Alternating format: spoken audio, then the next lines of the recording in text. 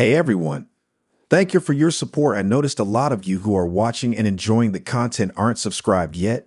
If you love spine-chilling stories, creepy encounters, and unexplained mysteries, make sure to subscribe and turn on the notification bell.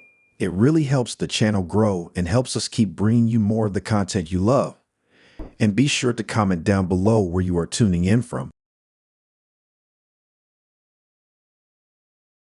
The night started out so normal, or at least I thought it was normal. You know, the usual mirrors.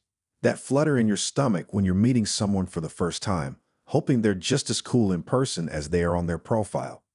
We had been talking for a while, texting every day, sharing memes, talking about music and movies, all that dumb stuff that feels important before you actually meet up. So when we finally agreed to grab a drink, it seemed like the perfect, chill way to kick things off. We met at this little bar down by the water, kind of a dive, but cozy. The kind of place you go to escape the madness of the world for a couple of hours. It's got these low lights, old wood floors, and a jukebox in the corner that's always playing something too loud for anyone to hear each other. I was early as usual, so I grabbed a seat at the bar and ordered a beer. I'd barely taken a sip when they walked in. They looked just like their pictures, which, let's be honest, doesn't always happen, but they did. They smiled when they saw me, and that kind of relaxed me a bit. We shook hands, both a little awkward, but it wasn't weird. We got our drinks, talked for a bit, and it was just easy. No weird silences, no forced topics of conversation. We just vibed. About an hour in, I noticed something. It wasn't huge at first, just a little fuzziness in the edges of my vision. I figured maybe I was just tired. I didn't exactly get a full night's sleep the night before, but I didn't want to be rude, so I didn't say anything. I let them talk about their latest vacation while I tried to shake off that weird dizziness creeping up. But it kept getting worse. I was starting to feel heavy, like the weight of my own body was pressing down on me. It felt like gravity had changed directions, pulling me down into the chair. My arms were getting stiff, and it was hard to move them without some effort. The more I tried to focus on their words, the blurrier everything became. It wasn't like the kind of tipsy you get from a few too many drinks. It wasn't the warm buzz of alcohol. It was different. More like something was crawling under my skin, messing with my head. I'm not an idiot, though. I know what it feels like when you're a little too drunk, and I hadn't had enough to be in this kind of state. So I thought maybe I'd eaten something that wasn't agreeing with me. I went to the bathroom, splashed cold water on my face, and checked myself out in the mirror. The dizziness was still there, but now my face was pale, my eyes a little too wide. It didn't help that I felt like I was swaying even though I was standing still. When I got back to the bar, they were still sitting there, smiling like everything was fine. They didn't seem to notice that I was struggling. I didn't want to worry them, though. I didn't want to look like I was overreacting, so I just sat back down, trying to act normal, but it wasn't normal. The next thing I remember clearly is them ordering another drink for both of us. I didn't even want it, but I didn't feel like saying no. I was starting to lose track of time, and the words they were saying felt like they were coming from far away. It was like I couldn't connect the dots anymore. Everything was just wrong. My brain was slow. I could feel it, the disconnect between my thoughts and what was happening around me. They handed me the drink, and I took it. The taste was weird, not like the beer I'd been drinking earlier. It was sweet, almost syrupy, and didn't taste like alcohol at all. For a second, I thought maybe they had just got me something different, but then I remembered that they had ordered a drink for themselves too. Same thing. I didn't say anything, but a small alarm went off in my head. But again, I ignored it. What was I going to do? Confront them about a drink when I was already feeling so messed up? I didn't want to sound crazy, and that's when it hit me harder. My heart started to race for no reason, and I felt like I couldn't catch my breath.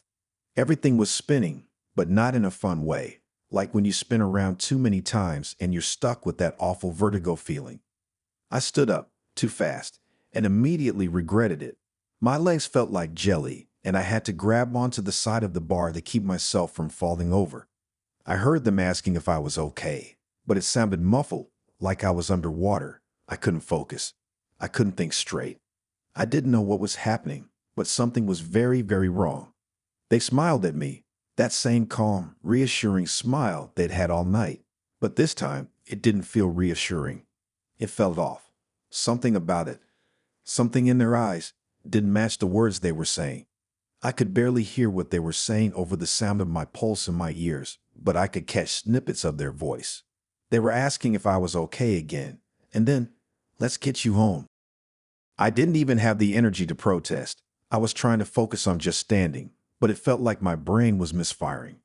I couldn't keep up with what was happening around me, like I was in some kind of dream. Except it was the kind of dream where you know something is wrong, but you can't wake up. They helped me out of the bar, one arm around my waist as they guided me through the door. I felt like I was in a fog. The cold air hit me as we stepped outside, and for a second, it helped clear my head, but not by much. I stumbled a little as we walked down the street, their grip steady on my arm. Just a bit further, they said, but they weren't really talking to me. It felt like they were talking to someone else. I turned my head, trying to focus, and that's when I saw them pull out their phone.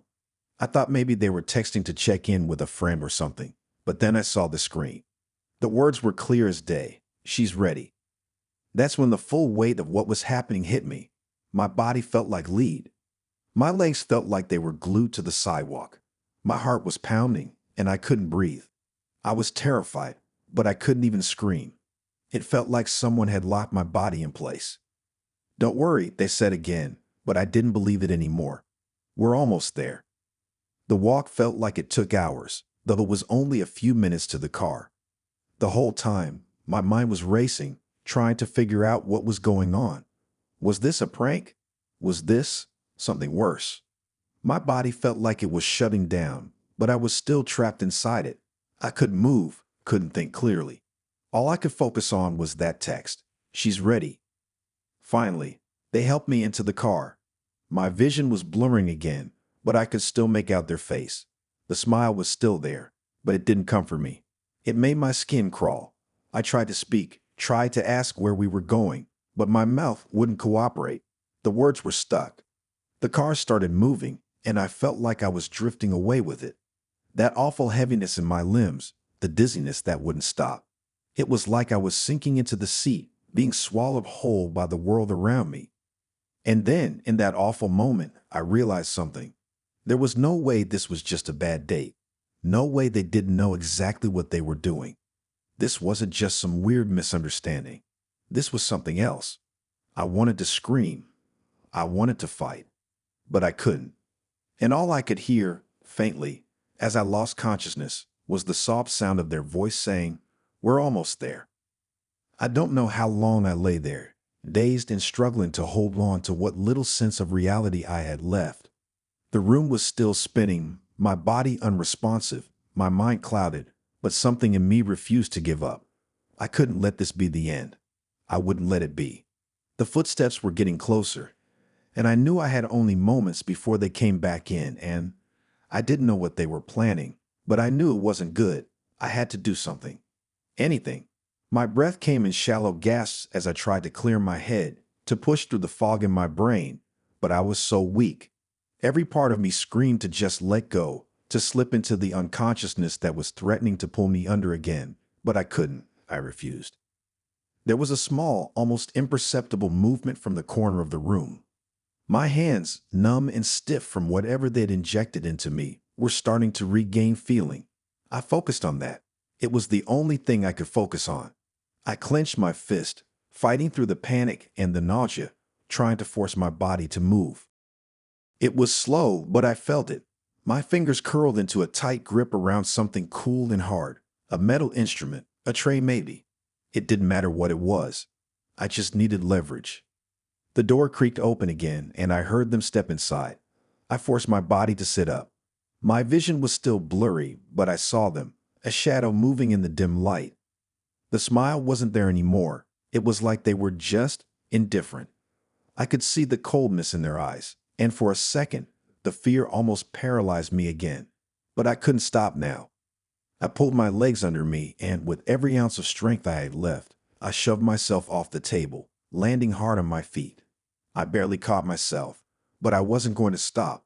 The world spun, my head threatened to crash back into the fog, but I stumbled toward the door, dragging myself with every bit of willpower I could muster. I could hear them behind me, moving quickly, but I was faster now. The adrenaline was kicking in, the rush of panic giving me the strength I needed to push forward. The door was half open, and I threw my body into it, slamming it wide. My legs nearly gave out, but I caught the frame and pulled myself into the hallway. It was dark. The hallway was narrow, with doors on either side.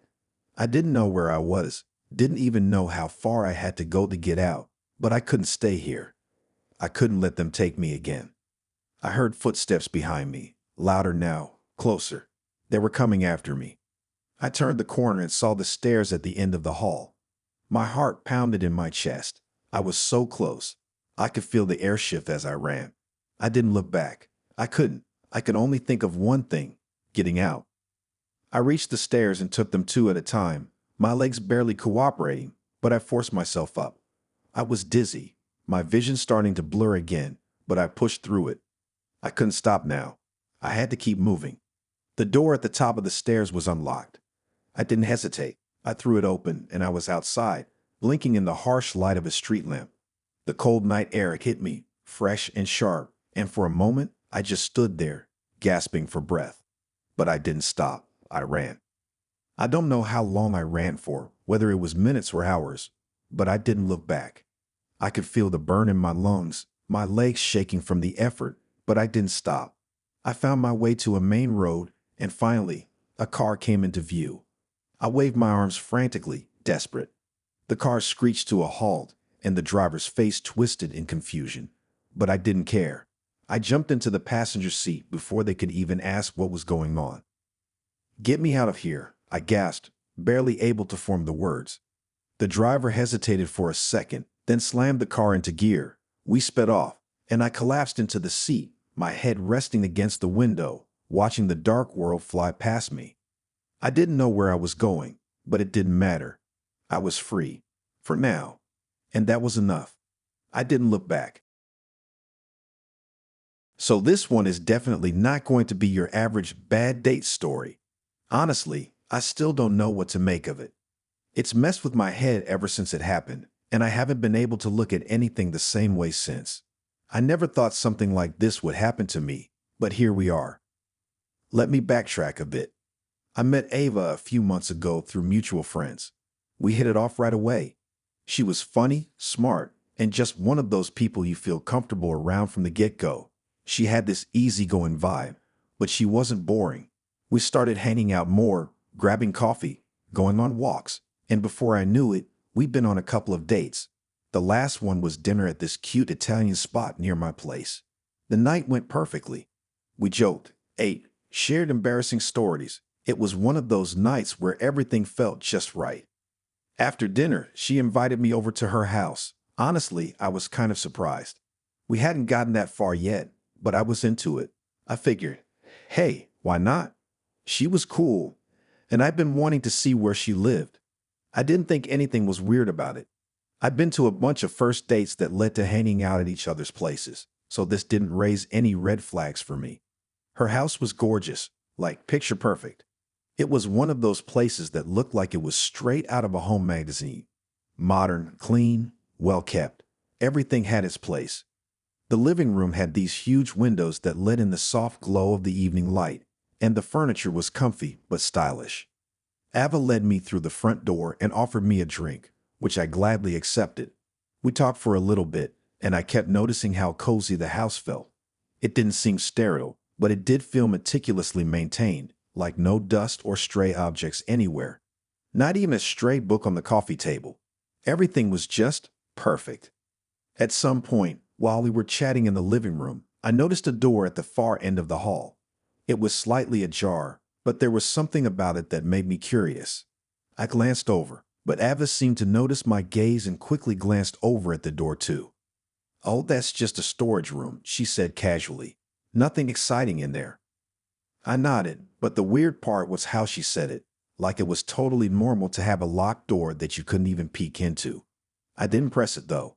I mean, it was her house, right? She could have whatever room she wanted. I tried not to let it bother me, but the door, it stayed on my mind. Why would she bring it up like that? It wasn't like I was even that interested. I don't know, I felt like there was something off about the way she mentioned it. A while later, Ava told me she was going to run to the bathroom. I nodded, mindlessly scrolling on my phone, pretending to watch some random show that was playing in the background. As soon as I heard her footsteps fade down the hall, though, something inside me just snapped. The curiosity got to me.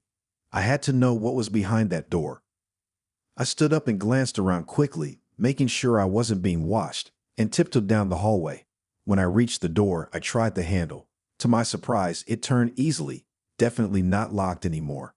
The moment I opened it, I was hit with a weird mix of curiosity and unease. What the hell was I about to see? The room was fully furnished, like an actual bedroom, not a storage room at all. There was a bed with soft-looking white linens, a dresser, a nightstand. It was cozy, but something about it just didn't sit right. The walls were covered with framed photos of me, childhood pictures, family portraits, photos I'd never posted online. There was even a picture of me at my graduation. The weird part, I never showed those photos to anyone except my close family. Not even friends, not online nowhere. But here they were, plastered all over the walls, as if they'd been taken from my own personal photo albums. I froze. I stood there staring at the photos, trying to make sense of what I was looking at. The room itself felt too personal, too familiar. There was a mix of panic and disbelief swirling in my chest, but I couldn't look away. How did she have these pictures? Why were they in this room? Suddenly, I heard footsteps behind me.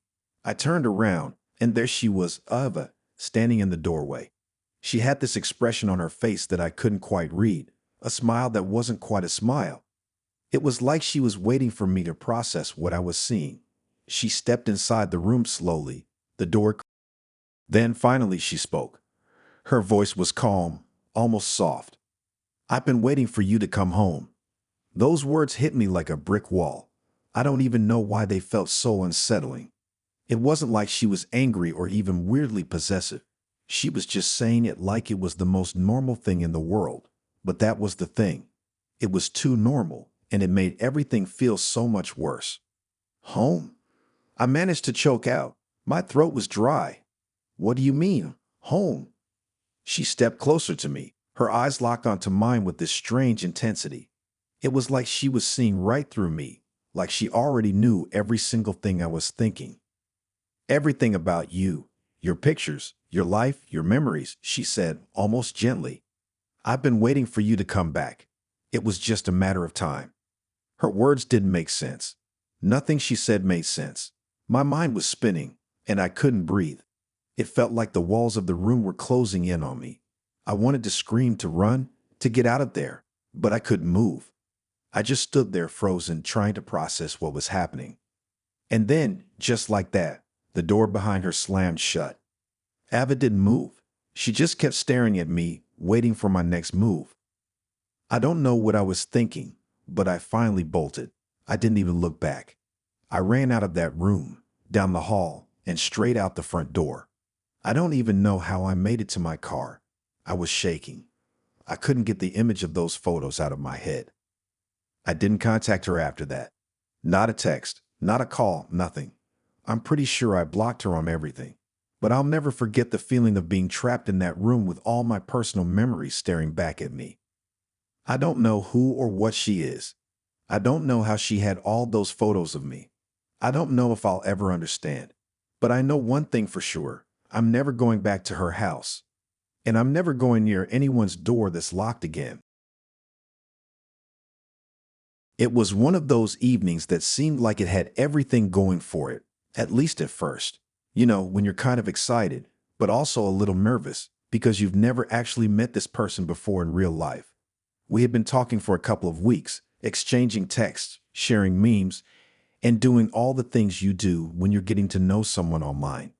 We decided to meet at this trendy little place downtown, a cozy, dimly lit bistro where you could hear the soft hum of indie music playing in the background and feel that kind of cool, calm vibe that makes you feel like you're living in a movie.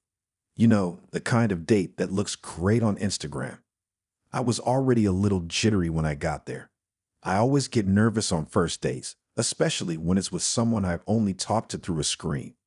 It's like your mind can't help but build them up into this perfect version of who they are, and then you meet them in person. And it's a weird mix of relief and disappointment, depending on how things go. But honestly, it wasn't bad. They were cute. Better than their pictures, actually.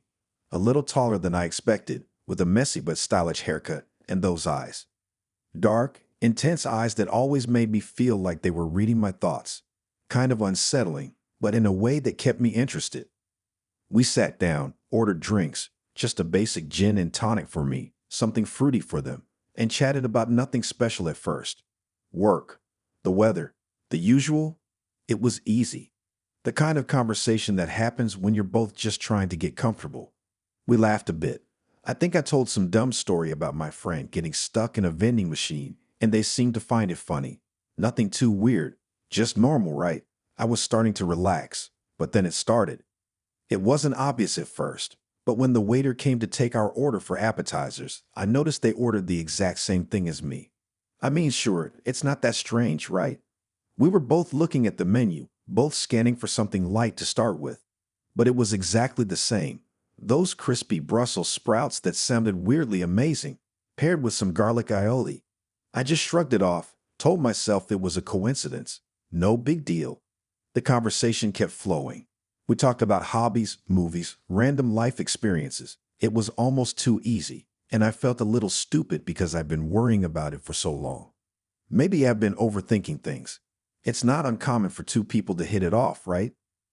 Then came the main course. I was already scanning the menu for something hearty but not too heavy, something that wouldn't make me feel sluggish. I was thinking about going for a steak, medium rare, maybe with some mashed potatoes on the side. And then, without me saying a word, they ordered the same thing. Steak, medium rare, mashed potatoes. My brain did a weird little hiccup. It wasn't that big of a deal, I told myself. People order the same thing sometimes, right? It's not some cosmic sign. It's just coincidence. But then it got even stranger. As we were finishing up the last of our meal, the waiter came over to ask if we wanted dessert. I didn't really feel like it, but I decided to say something like, "Oh, I'm probably gonna skip it." Just testing the waters, you know. I mean, you never know. Maybe they'd have the same response. And what do you know? They said, "Yeah, I think I'll pass on dessert too." I froze for a second, and I swear I saw their lips curl into this little half smile. I couldn't place it, but it was like they knew what I was doing. It was like we were testing each other. I laughed a little too awkwardly and tried to brush it off. Guess we're on the same page tonight, huh? But inside, my stomach did that weird little twist. Was I being paranoid? I told myself I was overthinking. I mean, it's not uncommon for people to like the same things, right? And we had been talking a lot, so maybe we just clicked. But then, as we were talking about a new show we both liked, it happened again. The waiter came by to clear our plates, and without skipping a beat, my date picked up their water glass and took a sip, exactly when I took mine. Not just in the same moment, but the exact same movement. We both put our glasses down at the same time. I don't know what it was about that moment, but something felt off. My brain was buzzing with a weird, unsettling feeling I couldn't shake. It was like I was seeing myself reflected in the other person, but too clearly. The way they moved, the way they held their glass, even the way they tucked their hair behind their ear, it felt like I was watching myself do it. The more I thought about it, the more it freaked me out. I casually glanced down at my phone. The time was 8:37 p.m. I hadn't realized it, but we'd been there for over 2 hours, and it felt like it was flying by in a strange, dizzying blur. And that's when I decided to test it. I wasn't sure why, but I needed to know if it was just in my head or if something was going on.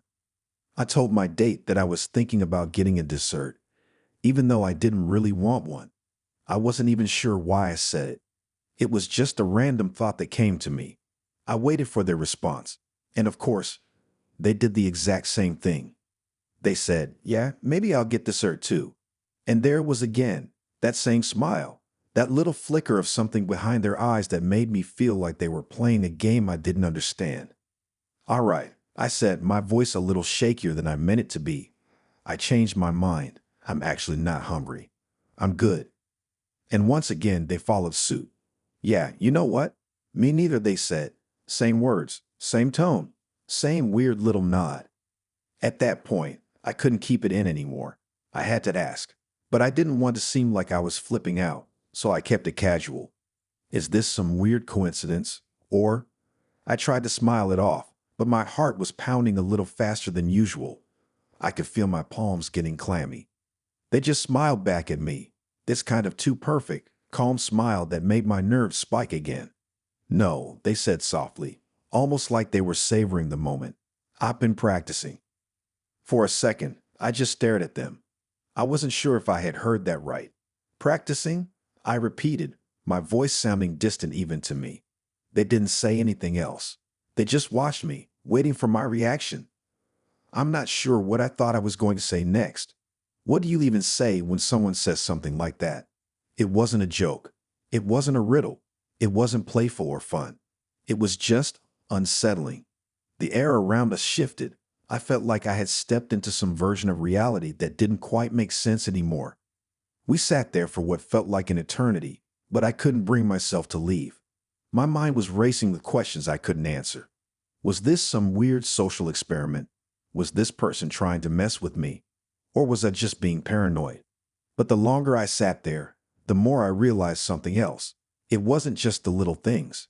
It was the way they moved, the way they spoke, the way they seemed to know exactly how I'd respond to something before I even said it.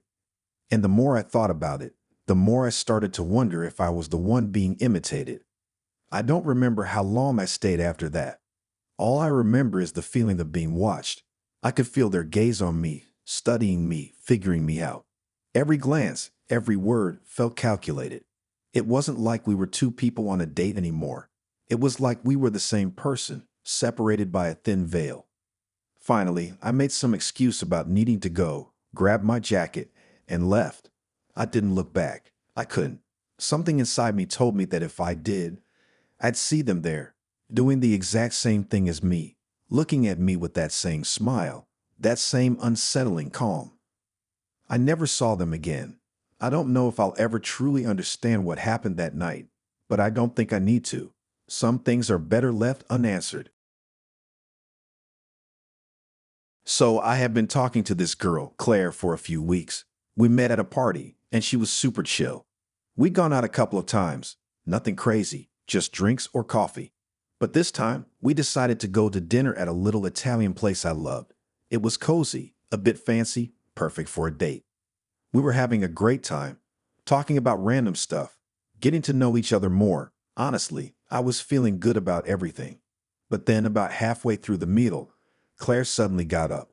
She didn't explain much, just said she'd be right back. I thought maybe she had to use the restroom or take a quick phone call or something, so I didn't think much of it. But here's the thing, when she left her phone on the table. Now, I'm not the type to snoop through someone's stuff. I really try to respect people's privacy, but you know when something feels off. Like your brain just starts picking up on little details that don't add up. That's how I felt when I saw her phone sitting there. It was sitting face up, right in front of me. The screen was unlocked, and I didn't touch it. But as I glanced at it, I noticed a text had come through. The contact name was weird. It was labeled do not answer. And I don't know, something about it felt wrong. But then the curiosity got the best of me. I tried to brush it off, but the message was sitting right there on the screen, practically begging me to look at it. I know I should have just minded my own business, but my eyes drifted to the message and I read it.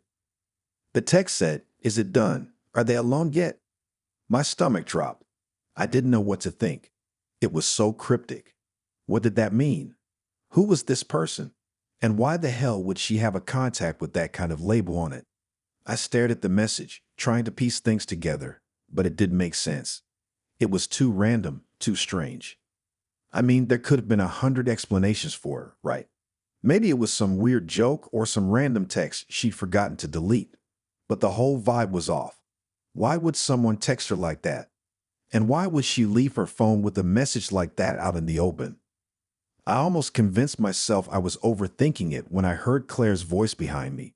I looked up quickly, startled, as she slid back into her seat across from me. She looked a little different, almost like she was trying too hard to act casual. Sorry about that, she said, giving me a smile that didn't quite reach her eyes. She grabbed her phone off the table without looking at it and slid it into her purse. I couldn't help it. I had to ask, who's the person texting you? Do not answer? Her eyes flickered for a second, just a flash. But it was enough. It was like she was trying to hold it together, but something was off. I saw the briefest hesitation before she put on a smile and said, "Oh, it's just a friend. Don't worry about it." But I couldn't shake the feeling that something wasn't right. She didn't seem that relaxed about it, and there was that message, the one that said, "Is it done? Are they alone yet?" She reached for her drink, trying to keep the conversation going. "Anyway, how's your food? Everything good?" I nodded, even though I was barely paying attention anymore. I felt like I was just going through the motions. There was an unsettled feeling in my gut now, one that I couldn't shake off. I mean, what was that message really about? Who was asking about me and why? I decided to just let it go and not press her any further, but the whole thing was bugging me. What if it was something serious? Or worse, what if she wasn't who I thought she was? The more I tried to forget about it, the more my mind kept circling back to that damn message. I kept asking myself, who could it be? And why the secrecy? After a few more minutes of awkward conversation, I noticed Claire was acting weirdly fidgety. She seemed almost distracted. She was picking at her food, barely making eye contact. At one point, she glanced down at her phone, but she didn't pull it out. It was like she was avoiding looking at it. The tension was so thick you could cut it with a knife. I was about to bring it up again when Claire suddenly stood up. "I just need to take a quick call," she said, her voice a little too calm. "I'll be right back." Okay," I said, confused but not wanting to look like I was questioning her too much. She grabbed her purse and walked out of the restaurant, leaving me sitting there by myself. I didn't even think. I just reached for her phone. It was still in her purse, sitting on the chair where she had left it. I didn't know why, but I had to know more. I quickly unlocked it and opened up the messages.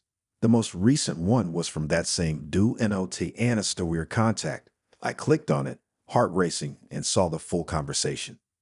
The first message was from the same number, and it read, "Is it done? Are they alone yet?" The reply? "Almost. They're eating. They're still alone." And then the last one, the one that made my blood run cold. "Good. I'll take care of the rest. Just make sure they stay there." I felt a wave of nausea hit me. I don't know what I thought I was going to find, but this wasn't it. The words felt like a punch to the stomach. What the hell was going on? Why would anyone talk like that? Why was I involved in this? Suddenly, Claire's voice broke through my thoughts. I jerked back, the phone slipping from my hands, and I turned around to see her standing there, looking at me with wide eyes. She had reappeared so quietly that I didn't even hear her come back. "You didn't look, did you?" Her voice was low, too calm. The kind of calm that made my skin prickle. Her gaze was locked onto mine, and I could feel the hairs on the back of my neck stand up. I felt a cold sweat start to form. I had no idea what was happening, but it was clear now that I was part of something I couldn't even begin to understand. Before I could say anything, Claire smiled. One of those smiles that didn't reach her eyes, and it hit me. I wasn't supposed to know.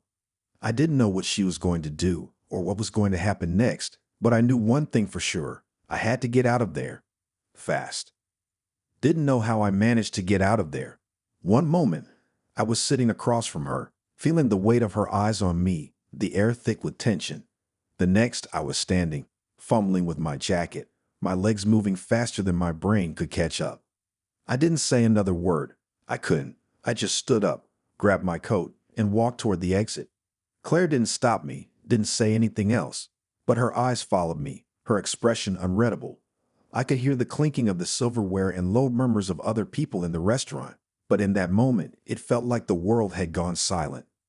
I don't even remember leaving the restaurant. My heart was pounding in my chest, and the only thing on my mind was getting out of there.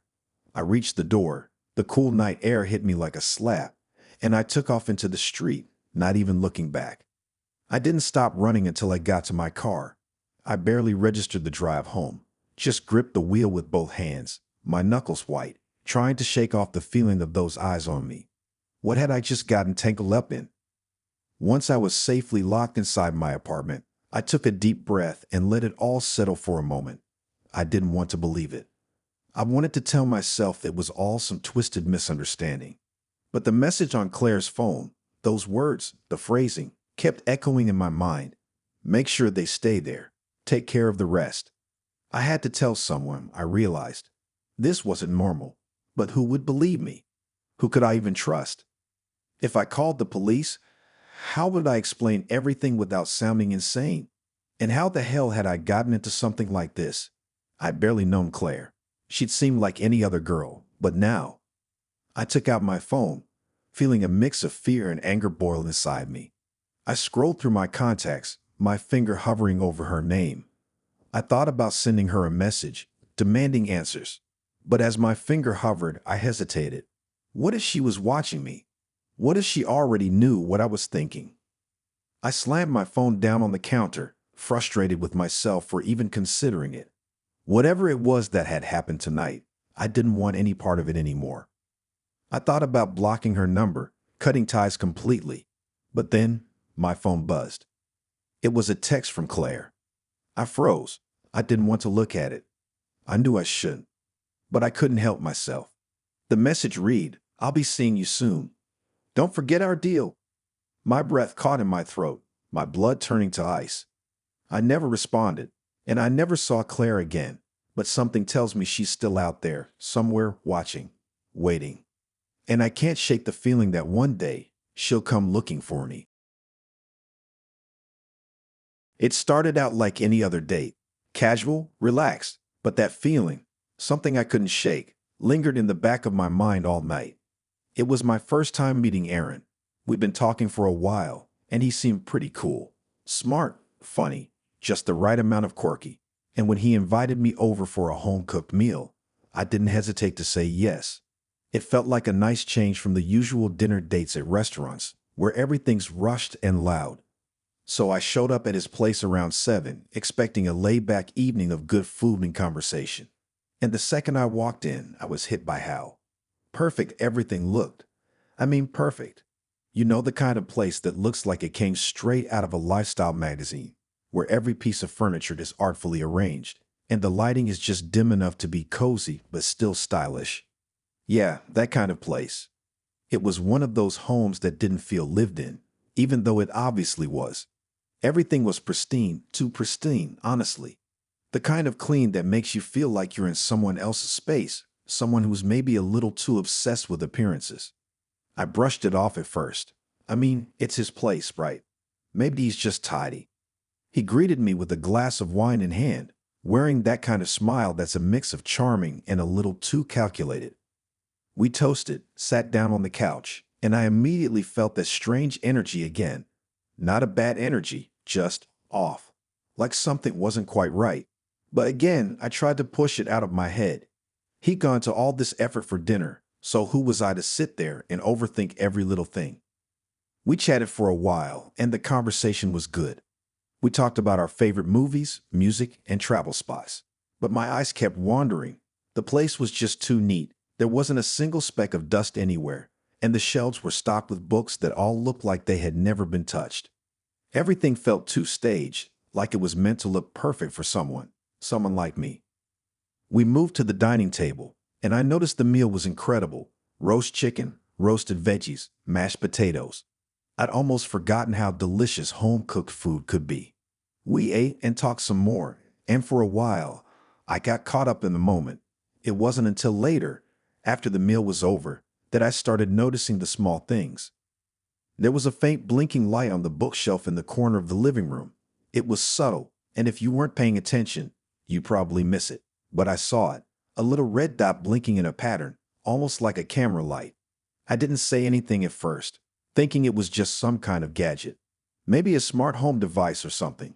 But then I started looking around more carefully, and my unease grew. I noticed a tiny lens in the vent on the ceiling above the couch, barely visible, almost like it had been intentionally hidden. My mind raced. Was I being paranoid? Was I just overthinking things? "Are you okay?" Aaron's voice snapped me out of my thoughts. He was standing at the door to the kitchen, watching me. "Yeah, I'm good. Just Thinking about something, I said, trying to act casual, though I couldn't ignore the strange feeling creeping up my spine. He smiled again, that same cool smile that was starting to feel more and more calculated. All right, just relax. I'll be right back. Gonna grab some dessert, he said before disappearing into the kitchen. I sat there, nursing the last of my wine, my mind still buzzing with questions. I couldn't shake the feeling that I was being watched, like every move I made was being recorded, studied. I glanced at the bookshelf again, and the blinking light was still there, subtle, but undeniable. It was like it was beckoning me, daring me to acknowledge it. But I didn't want to jump to conclusions.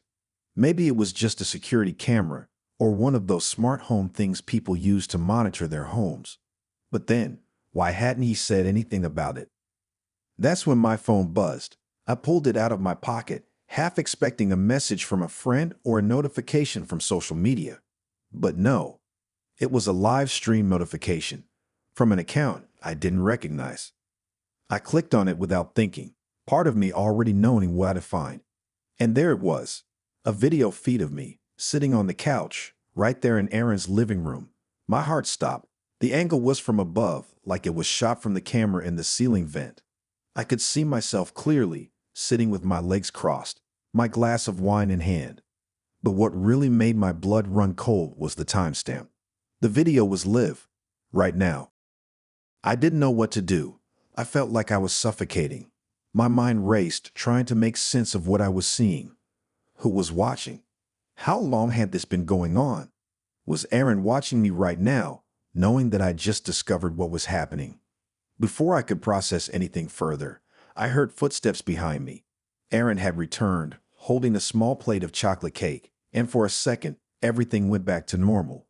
He was smiling again, acting like it was just another night, like nothing was out of place.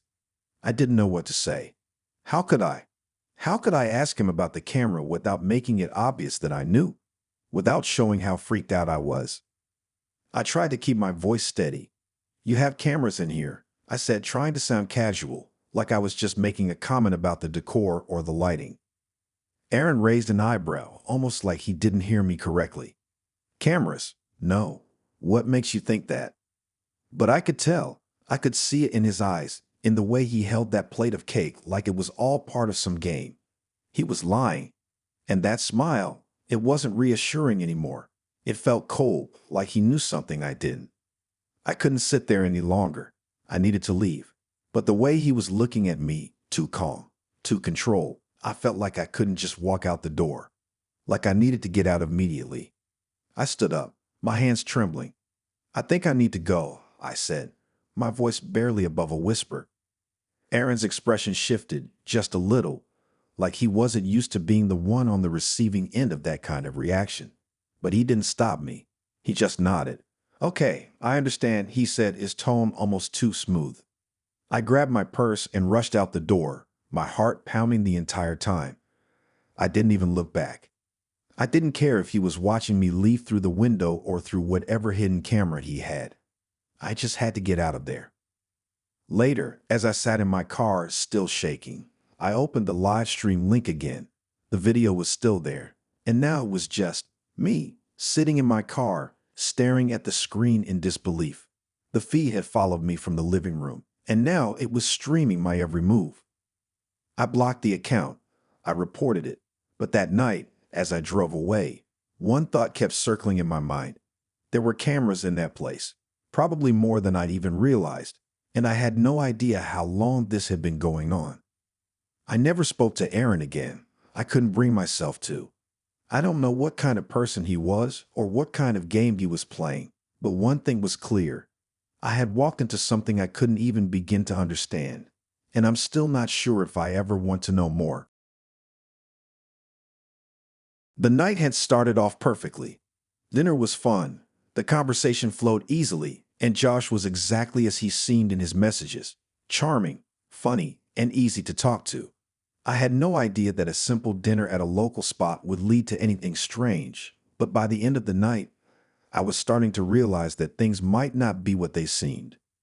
When Josh invited me back to his apartment for a nightcap, I figured, why not? It was only a short walk, and I didn't want the night to end just yet.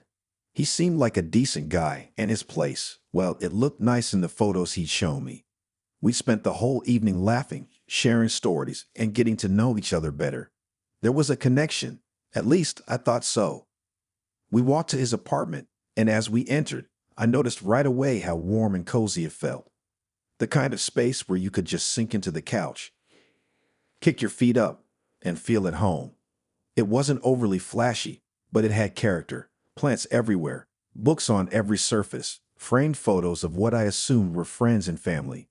It was all very comfortable, very welcoming. Josh offered me a drink and went to grab a bottle of whiskey from the kitchen. I took a seat on the couch, my eyes casually scanning the room. I'd been to plenty of first dates that didn't quite feel right, where something was off, but this place felt okay. I was starting to relax. The night had been nice, and I was enjoying his company. As Josh came back into the room with our drinks, I noticed something that caught my eye.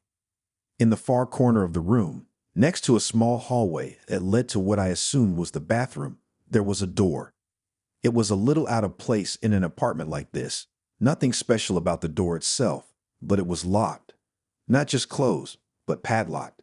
A thick, shiny padlock hung from the door handle, almost like it was being kept closed on purpose. I couldn't help but glance at it. It was weird. I hadn't seen any doors like that when I walked in. All the other doors were normal, wooden, painted, not a single lock in sight.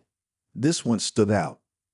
Before I could say anything, I heard a faint sound, a knocking, soft at first, then louder, more insistent. It was coming from behind that locked door. I froze, unsure if I had imagined it. Maybe it was just a random noise, pipes, or something in the apartment. But then the knocking came again, more persistent this time, like someone or something was trying to get out. I looked at Josh, a little confused. "Did you hear that?" I asked, my voice tentative, unsure if I was just being paranoid. Josh smiled, and his response came easily, almost too easily. "Don't worry about it," he said, his voice smooth and calm, like the knocking didn't even register in his mind. But it didn't sit right with me. I couldn't ignore it.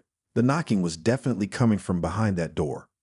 "Are you sure?" I asked, trying to hide the unease creeping into my voice. He nodded, still holding that same easy smile. "Yeah, it's nothing. Just don't worry about it." But I couldn't shake the feeling. Why would a door be locked like that in the first place? Why was it so out of place in this otherwise normal apartment? Against my better judgment, I stood up and walked closer to it. As I did, the knocking got louder, more frantic. My heart rate picked up, and I turned to look at Josh. "What's behind the door?" I asked, my voice a little shaky now. Josh didn't move at first. He just stood there, watching me with that calm smile still in place.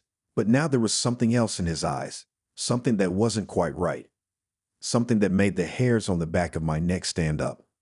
"It's nothing," he said again, but there was a hint of something in his voice, something guarded. "Really? You don't need to worry about it." But the knocking didn't stop. If anything, it got louder, more urgent, almost as if it was begging to be heard. "I don't think that's nothing," I said, now starting to feel the creeping sense of unease settle into my chest. "What's behind that door, Josh?" Josh didn't answer right away. Instead, he took a step closer to me, blocking my view of the door. The atmosphere in the room suddenly felt heavier, like something had shifted. I could feel the tension between us, thick and suffocating. "You weren't supposed to notice that," Josh said, his voice now much quieter. It wasn't cold, but there was an edge to it, like he was trying to keep something under control. I took a step back, my hand instinctively moving toward the door, as if I could escape through it. But Josh was in my way now, standing between me and the exit. His smile had faded, replaced by a look that was hard to read. It wasn't the friendly, easygoing Josh I'd been talking to all night. This was someone else, someone I didn't recognize. The knocking came again, louder now, almost as if it was pounding from the other side. I could feel the vibration in the walls. Something was behind that door, and whatever it wasn't happy. "I think I need to go," I said, trying to sound calm, trying to hold it together. My pulse was racing now, and every part of me screamed to get out of there. But Josh didn't move. He just stood there, blocking the way, his eyes locked on mine, I'm not going to let you leave, he said softly, his words almost too calm. The sound of the knocking was growing louder, more frantic. It felt like it was about to break through the door. I stepped back again, this time more forcefully. I'm leaving, I said, my voice trembling. Right now. Josh didn't move, but I could see it now. There was something in his eyes that was almost desperate, something primal. He wasn't going to let me leave. For a second, I thought about just bolting, running past him, whatever it took to get out of there. But before I could make a move, he spoke again, his voice low, barely above a whisper. You weren't supposed to see this, he said. You weren't supposed to know. I didn't know what he meant by that, but in that moment, I didn't care.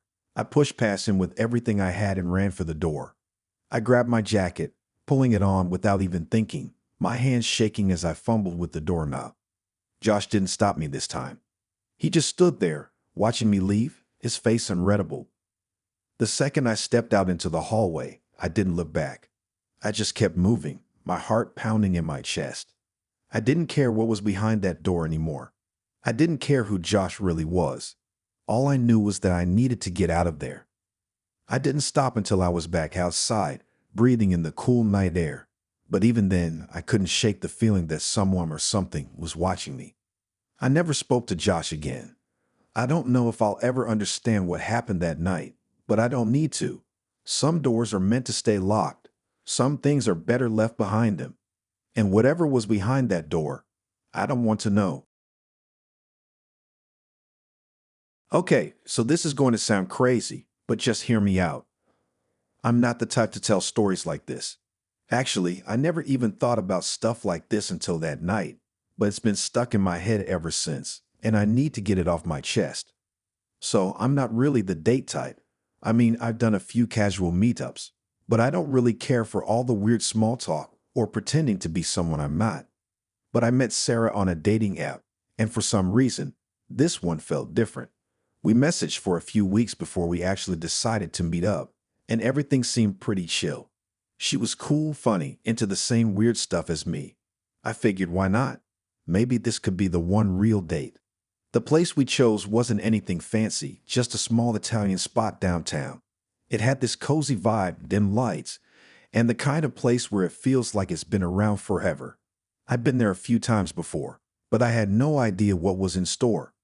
I showed up early, because that's just how I roll, and I waited outside for a bit.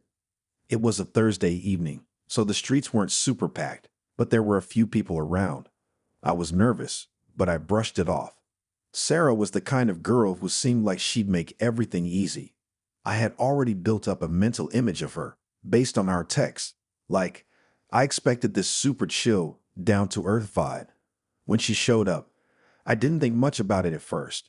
She looked like her photos, but also not really. I don't know, maybe I was just nervous, but she didn't feel as familiar in person as I thought she would. I still couldn't put my finger on it though. She smiled, we hugged, and then we walked into the restaurant. We sat down at a table by the window, and I tried to keep the conversation light. Small talk was always a struggle for me, but she seemed totally at ease. I don't even remember much about what we talked about. I was too busy focusing on her mannerisms, the way she moved. There was something off, but I couldn't say exactly what it was. It's not like she was rude or anything. She was polite and fun to be around. But there was something in the way her eyes moved around the room, how she tilted her head when she laughed. It felt rehearsed, like a version of a person, not the person herself. I tried to brush it off. I mean, I'm no psychologist, right? Maybe I was just overthinking it.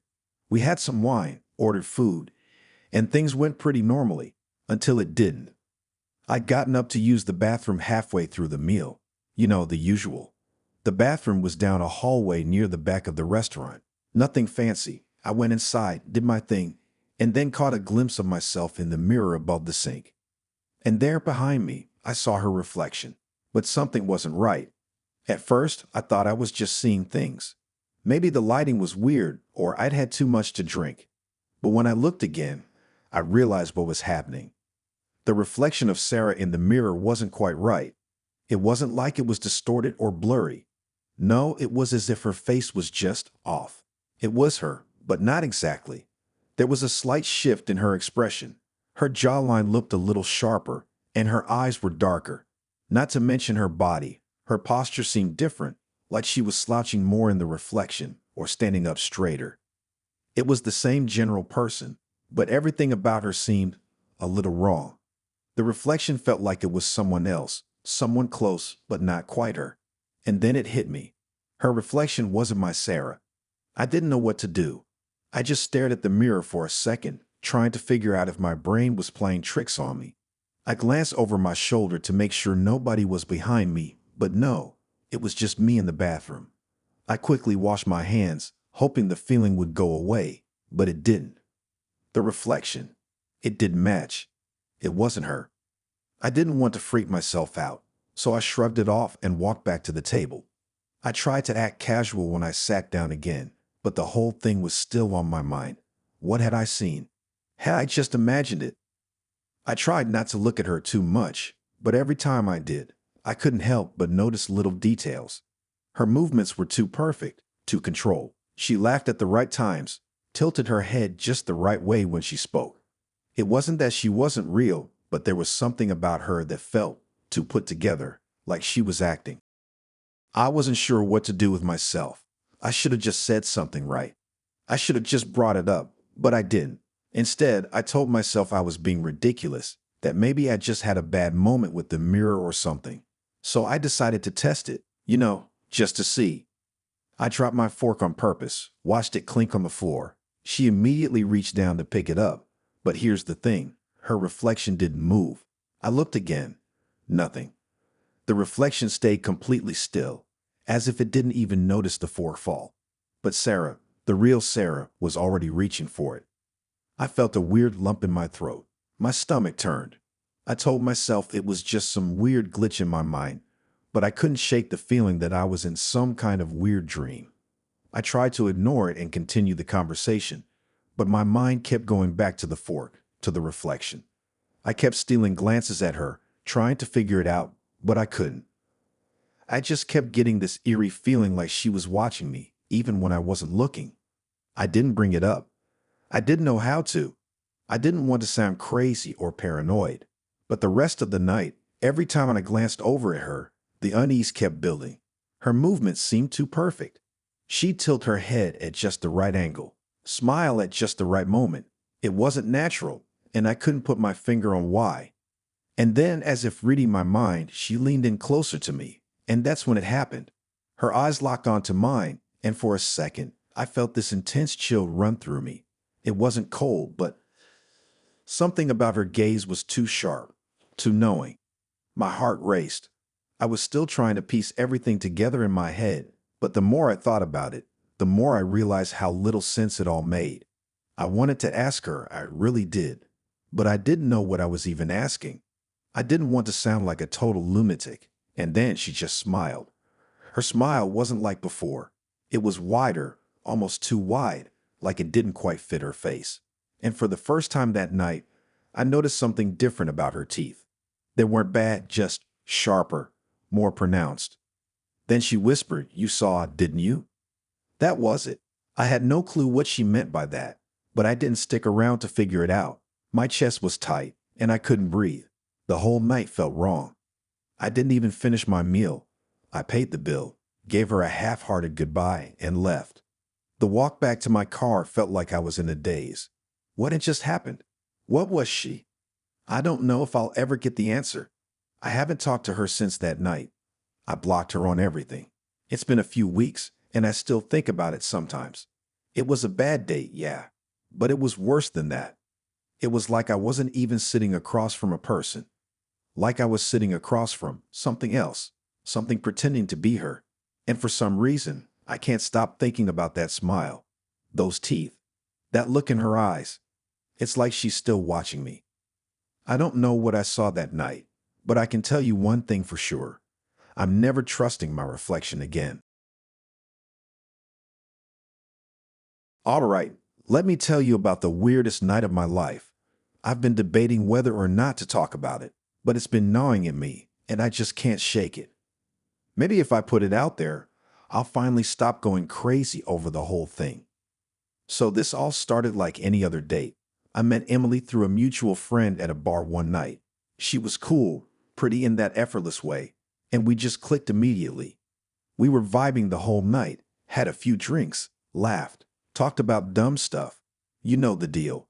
We ended up heading out to grab some food after, and that was when it started to feel off. When the night was winding down, she invited me back to her place. I wasn't even thinking twice about it. I figured we'd just hang out, have another drink, maybe talk a little more. She said she lived close by, and I didn't think much of it. When we got there, I was actually kind of impressed. Her apartment looked amazing. It was sleek, modern, and everything about it screamed perfect. Like the kind of place you'd see in a magazine. Everything was white and minimalistic, with dark wood floors and these huge floor-to-ceiling bookshelves that made it feel like someone had actually put a lot of thought into the place. But right away, there was something weird about it. You know when a place just feels too clean, too perfect? Like no one actually lives there. Yeah, that's what this felt like. But I brushed it off. Maybe she was just one of those people who kept their apartment spotless. We talked for a while, but the more I looked around, the more I noticed things. For one, there were no windows. None. Not in the living room, not in the kitchen, not even in the hallway. At first, I thought maybe she had blackout curtains or something. I mean, I've seen those places where they just block out all the light. But no, there was just nothing. No glass, no frames, just walls. And that wasn't even the weirdest thing. As I walked around, I realized something else. There were no air vents, no AC or heat vents either. Nothing. It's not like it was freezing or stuffy, but the air felt too still, if that makes sense. It was like someone had gone out of their way to make the place feel sealed off from the outside world. And then the walls. I'm not a contractor or anything, but they looked too thick. You know how most apartments have those thin walls that you can sometimes hear through? Well, these didn't. These were solid, like they were built to keep sound out or in. I couldn't tell which. I tried to shake off the feeling of unease creeping up on me, but it wasn't working. Want a drink? Emily asked, interrupting my thoughts. She had this smile that was almost too perfect, like she rehearsed it 1,000 times, and I couldn't help but smile back, trying to ignore the growing discomfort in my gut. I nodded, and she led me to the kitchen, but even then something about the space felt wrong. The counters were bare, the shelves were nearly empty, and there wasn't a single dish or cup out of place. I tried to make small talk, but my mind kept drifting back to the weird things about the apartment. I had a sinking feeling that I couldn't explain, but I didn't want to be rude. She was still acting normal, maybe a little too normal, but I couldn't put my finger on it. It wasn't until I went to use the bathroom that I noticed something else.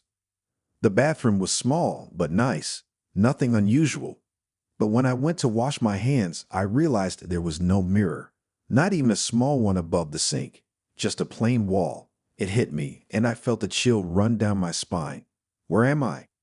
I quickly dried my hands, and when I walked back into the living room, Emily was sitting on the couch, waiting for me with that same, almost unnervingly calm smile. Something wrong? She asked. I could feel my heart beating faster now. No, I said, but it came out shaky. I tried to shake it off. Just not used to places this quiet. She didn't seem fazed. Yeah, it's pretty peaceful here. I like it that way. I forced a smile, but my mind was racing. The apartment didn't feel peaceful. It felt unnatural. Like it was designed to make you feel isolated. Like it was built to keep everything and everyone out. I had to leave. I couldn't stay here any longer. I got up to make my excuse, but then Emily stood too, faster than I expected. Where are you going? She asked, her tone suddenly serious. I didn't know how to respond. I think I need some air. I'll head out, I think. The moment I said it, she stepped in front of me. I don't think you're going anywhere just yet. I froze. What does she mean by that? I tried to step around her, but she blocked me again, this time standing even closer. Emily, seriously, what's going on? My voice was starting to tremble. This whole night had taken a turn that I wasn't prepared for. She just smiled. It was the same smile from earlier, but there was something off about it now, like she was enjoying watching my confusion. I tried to push past her, but she was too close, and before I could even think, she grabbed my wrist. The grip was unnervingly strong, too tight, and I felt a surge of panic rush through me. "Let go," I said, my voice sounding harsher than I intended. But she didn't. Instead, she led me back to the front door. I didn't even notice it before, but now I saw what had to be 3 separate deadbolts on the door. It was locked, not just one lock, but 3. And they were all twisted shut, like it wasn't just to keep people out, but to keep something in. My heart was pounding. What the hell was going on? "What's going on, Emily? Why can't I leave?" She didn't answer me at first. Instead, she stood there, watching me struggle. Then, after what felt like an eternity, she spoke. "No one will hear you in here," she said, her voice cold now. That was it. I didn't know what she meant or what she was planning, but I was done. I shoved past her, adrenaline coursing through me, and I ran toward the kitchen, desperate to find a way out. But when I reached the back door, another deadbolt, I tried the windows. They didn't open. Every exit was sealed. That was when I realized the truth. Emily wasn't just some weirdo with an apartment. She was playing me. She brought me here with some sick purpose in mind, and now I was stuck. I spent the next few hours pacing, trying every door and window, finding every single one locked, every single exit blocked. Emily just watched from the couch, a smug grin on her face, like this was all some kind of game to her. I didn't know if she was just toying with me or if something worse was coming. Either way, I had to get out. I had to escape. But when I finally found a window that almost opened, just enough to slip through, Emily was standing right behind me. "You're not going anywhere," she said.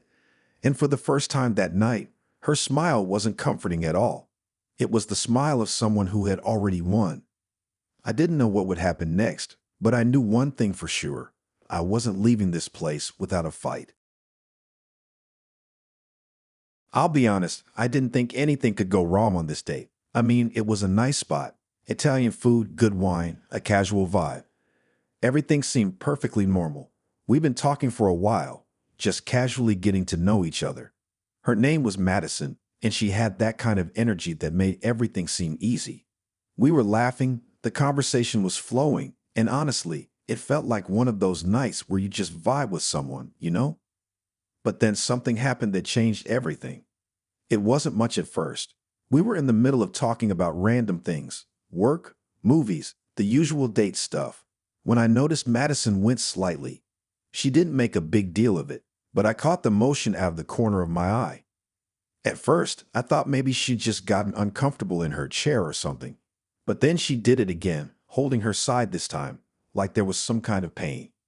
I frowned. "You okay?" I asked, reaching for my glass of water, suddenly worried. She was always laughing and making jokes, but this was different. She was acting a little off. She smiled, but it didn't reach her eyes. She sort of waved it off. "Yeah, just a weird twinge. Nothing to worry about." But she didn't look like she was fine. Her face was pale now, and the way she was sitting, trying to keep her side away from me, made me feel uneasy. Maybe it was just a cramp. Maybe she'd pulled something. Whatever it was, it didn't sit right with me. And then, before I could say anything else, she did something that made my heart stop. She lifted her shirt slightly, just enough for me to see her side. At first, I didn't understand what I was looking at.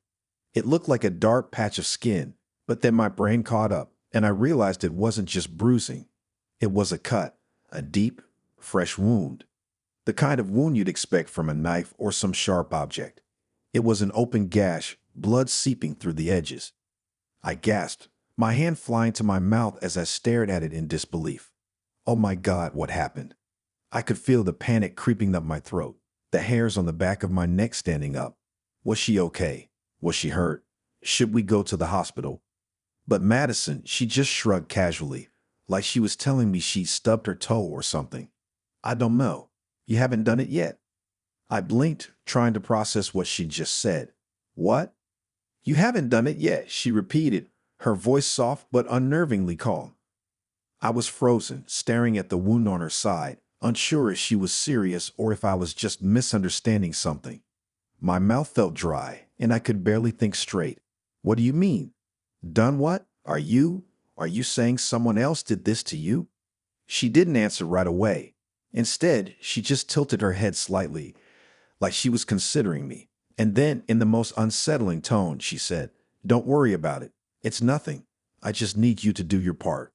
My brain was racing now, adrenaline kicking in. What the hell was going on? What was she talking about? I tried to speak, tried to ask more questions, but the words wouldn't come. I looked down at the wound again, feeling dizzy. It looked so real, too real to be fake. But that's the thing. What kind of person shows up to a date with a cut like that? With blood dripping down their side like it's no big deal. I stood up suddenly, my chair scraping loudly against the floor. "We need to go to the hospital, now." Madison didn't move. She just stared at me, eyes wide, like she was watching me in some strange, intense way. She smiled then, but it wasn't reassuring. It was too calm. Like everything was under control, and I was the one freaking out. "No, I'm fine. I told you, you haven't done it yet.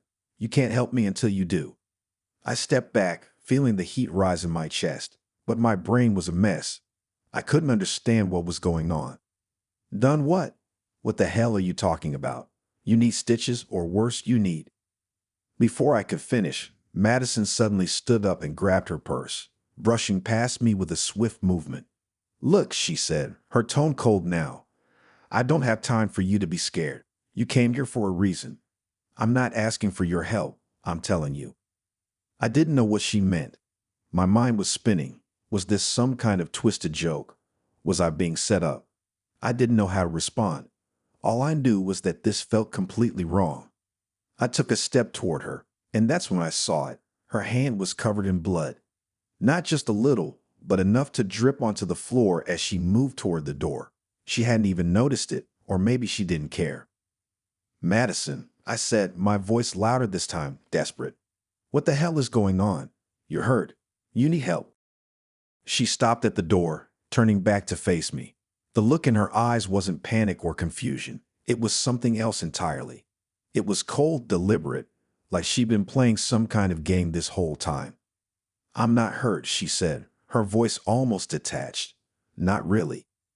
With that, she stepped out of the restaurant, leaving me standing there in the middle of the room, trying to figure out what the hell just happened.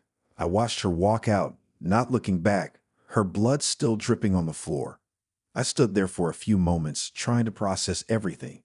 It was like I had missed something, like there was a layer to this situation that I just couldn't see. I don't know what I was expecting. Maybe I thought she'd come back in, apologize for the weirdness, or explain it away. But she didn't. I never saw her again. The next day, I tried to reach out, but I couldn't get a hold of her. No texts, no calls, nothing. I searched for her on social media, but nothing came up. It was like she had vanished off the face of the earth. The worst part? I still don't know what happened to that wound. I don't know if it was real or not, but the look in her eyes, like she knew something I didn't, still haunts me.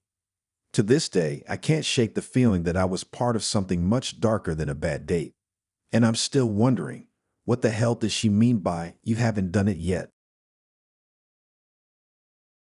It was one of those dates that just felt effortless. You know the kind, where everything seems to fall into place without trying. We were sitting at this charming little bistro downtown, the kind of place with soft lighting, that gentle hum of chatter, and a warm, inviting vibe. The conversation was flowing easily, like we'd known each other forever. We laughed at the same jokes, we shared stories, and there was this rare, undeniable chemistry between us. Every time they smiled, I couldn't help but feel a little lighter, like I was in the presence of someone who just got me. Their name was Sophie. She was funny, charming, and had this way of making me feel comfortable, like I was the most important person in the room. It felt like we were sensing up in real time, even though this was technically our first real date. I couldn't quite explain it, but it felt natural. We finished our meal and sat back, nursing the last sips of wine, the candlelight flickering between us. I was about to say something, probably about how great the night had been, when I felt my phone buzz in my pocket. I took it out, figuring it was a message from a friend or maybe a reminder for tomorrow. But when I looked at the screen, my heart skipped a beat. It was a message from earlier that day, One I had sent to Sophie, asking her out. I blinked, staring at the text for a moment. Hey, I was wondering if you want to grab dinner sometime this week. I felt my stomach twist. What was going on? I had already sent this earlier. She had said yes, and here we were now at dinner. But why was the exact same message showing up again on my phone? I didn't even know how to process it, so I shrugged it off, assuming it was some weird glitch or mistake. Maybe I had accidentally sent it twice. I was about to put the phone down when another message popped up. It was the same one, the same words. Hey, I was wondering if you want to grab dinner sometime this week. I looked up at Sophie, my mind racing. She was still smiling at me, but there was something in her eyes, something almost knowing. Are you okay? She asked, her voice low, concerned. She reached for my hand, and her touch was warm, grounding, but I couldn't shake this sense of déjà vu. Yeah, I'm fine, I said, trying to brush it off. Just weird. I don't know why it's showing up like that. Sophie's smile didn't fade, but there was a glint of something different in her eyes now. It's okay. You'll get it right this time. I froze.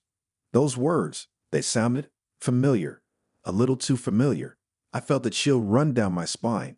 Sophie wasn't just saying that. She knew what I was thinking, what I was feeling. It was like she had been in my head, reading my thoughts. My heart thudded a little harder in my chest, and I couldn't help but glance at the clock on the wall. It was almost like the world around me was slowing down, just a little. And then it hit me. I had heard those words before. I had heard them today. You'll get it right this time. It wasn't a coincidence. They were the exact same words Sophie had said earlier, before we even arrived at the restaurant. I had a flash of memory. I was sitting in my car, texting Sophie, asking her out, and she had said those exact words before I even left for the date. What the hell was going on? Was I losing my mind? I felt like I was in a fog. Everything felt too real, too perfect to be anything other than wrong. My brain was scrambling, trying to make sense of it. I had checked my phone earlier, after sending the message, and then here I was at dinner, with the exact same text coming through. But that wasn't the only thing. It was Sophie. Her words, her smile. It was like I had already lived this moment. I looked down at my phone again, and I felt the tightness in my chest grow. Another message had appeared. Again, the same one I'd sent earlier. I couldn't breathe for a second. Are you sure you're okay? Sophie asked again, her voice so calm now, so soothing. But there was something more behind it. She knew something I didn't. I don't know, I said, my voice shaky. I don't get it. This isn't right. She squeezed my hand gently, and her smile widened. But this time, it felt like she was in on some joke I wasn't a part of. It's okay. It's supposed to happen this way. I stared at her, my mind whirring. I couldn't think straight. My eyes flicked from my phone to Sophie's face, back to the phone, and then to the clock. Everything was starting to spin. And then, with terrifying clarity, I realized this was the moment. This was exactly where I had been before, earlier today. I had been here, at this table, with Sophie. The words, the messages, the exact sequence of events. I had lived this before. Wait, I stammered. This has happened before, hasn't it? Sophie's expression softened, her voice lowering to a near whisper. You'll get it right this time. Her hand tightened around mine, and I felt my breath catch in my throat. I looked down at my phone again, and the message was there. The same one I had sent earlier. The exact same words. I couldn't breathe. My pulse was racing. Something was happening.